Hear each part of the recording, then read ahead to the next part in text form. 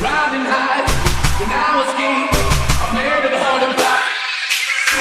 Walk away, walk away, leave me on the floor.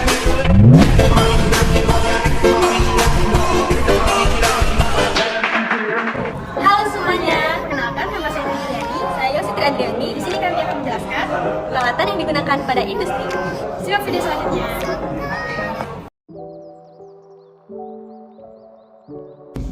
Jadi, pada slide pertama ini kita akan membahas mengenai pneumatic control valve. Pneumatic control valve ini biasa kita sebut dengan katup pneumatik atau sebuah perangkat katup yang mengontrol pergerakan aliran udara dengan tekanan udara sebagai sumber energi. Selanjutnya, kita akan membahas mengenai jenis-jenis dari pneumatic control valve ini. Yang pertama, solenoid valve dan pilot operated valve. Kedua jenis ini memiliki persamaan, yaitu sama-sama memberikan tekanan udara pada suatu sistem. Namun, pada pilot operated valve itu digunakan bantuan suatu pilot atau kontrol. Jenis yang ketiga adalah mechanical valve. Valve jenis ini menggunakan mekanisme yang sederhana untuk mengontrol aliran fluida. Selanjutnya, pressure relief valve. Valve jenis ini sesuai dengan namanya digunakan untuk mengatur tekanan fluida dengan cara melepas tekanan yang berlebihan. Jenis yang kelima yaitu flow control valve, yaitu valve yang digunakan untuk mengatur aliran fluida dengan cara mengatur laju alirannya secara otomatis. Adapun yang keenam, check valve. Valve jenis ini digunakan untuk mencegah aliran fluida ke arah yang tidak diinginkan. Peralatan kedua yaitu pressure gauge. Jadi, pressure gauge atau alat ukur yang berguna untuk menentukan tingkat tekanan dalam gas maupun cair lintas industri. Dalam kinerjanya, pressure gauge didasarkan pada hukum Hooke, di mana hukum ini menyatakan bahwa gaya tekanan penting untuk memperluas skala pegas secara linear, berkaitan dengan jarak kompresi. Pada alat ketiga yang digunakan pada industri yaitu thermocouple. Thermocouple adalah sensor suhu yang digunakan untuk mendeteksi atau mengukur suhu dengan menggunakan dua jenis logam konduktor yang berbeda dan digabungkan pada ujungnya.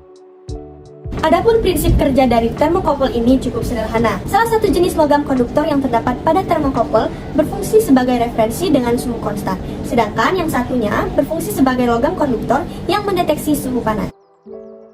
Adapun kelebihan thermocouple yang membuatnya populer adalah karena responnya yang cepat terhadap perubahan suhu dan juga rentang suhu operasional yang luas, yaitu berkisar di antara minus 200 derajat Celcius sampai 2000 derajat Celcius. Selain itu, thermocouple juga tahan terhadap goncangan atau getaran dan mudah digunakan. Transmitter adalah suatu alat yang digunakan untuk mengubah suatu besaran listrik menjadi suatu besaran listrik dengan rentang yang dapat diterima controller, yaitu 4-20 mA. Hal ini dikarenakan biasanya output dari transistor biasa sangat tinggi, sehingga output tersebut harus disesuaikan nilainya oleh transistor agar bisa dibaca oleh controller. Fungsi transmitter. Alat pengukur tekanan ini berfungsi untuk mentransmisikan atau menyampaikan informasi mengenai keadaan suatu tekanan suatu tempat. Selain itu, alat ini juga berguna untuk mengubah perubahan sensi elemen dari sebuah sensor menjadi sinyal yang mampu diterjemahkan oleh controller. Misalnya, suatu gas keluaran dari sensor tidak dapat dibaca karena terlalu kecil. Prinsip kerja.